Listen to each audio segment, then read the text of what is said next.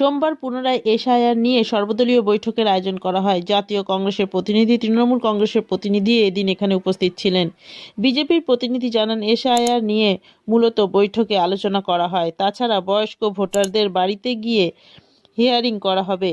কংগ্রেসের প্রতিনিধি জানান, এসআইআর নিয়ে সর্বদলীয় বৈঠকে আলোচনা করা হয় এবং বয়স্ক ভোটারদের বাড়িতে গিয়ে হিয়ারিং নিয়েও আলোচনা করা হয়েছে। তৃণমূল কংগ্রেসের প্রতিনিধি জানান, এসআইআর নিয়ে মূলত বৈঠকে আলোচনা করা হয়।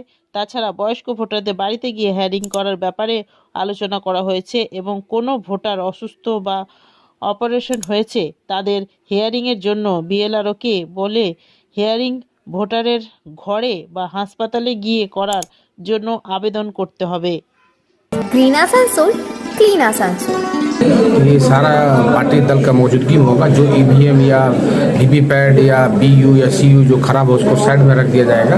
इस ढंग से सारा बातचीत हुआ और बोला है कि ये तमाम चीज़ तमाम पॉलिटिकल पार्टी का मौजूदगी में होगा और कुछ इंजीनियर लोग जो लोग आएंगे वो लोग भी रहेंगे। उसमें मॉक पोल भी होगा।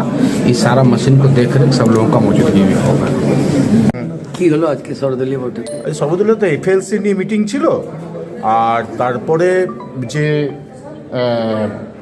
যে বিষয়টা হয়েছে যে যারা মানে পিডব্লিউডি আছে এবং খুব বেড রিটেন আছে এবং 85 ঊর্ধ্ব যারা ভোটার আছে তাদের বাড়িতে গিয়েই এবার হিয়ারিংটা হবে, এইগুলোই আলোচনা ছিল।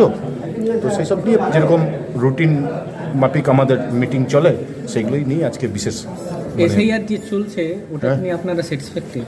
আমরা এই জেলার ক্ষেত্রে এখন অবধি ঠিকঠাক আছে।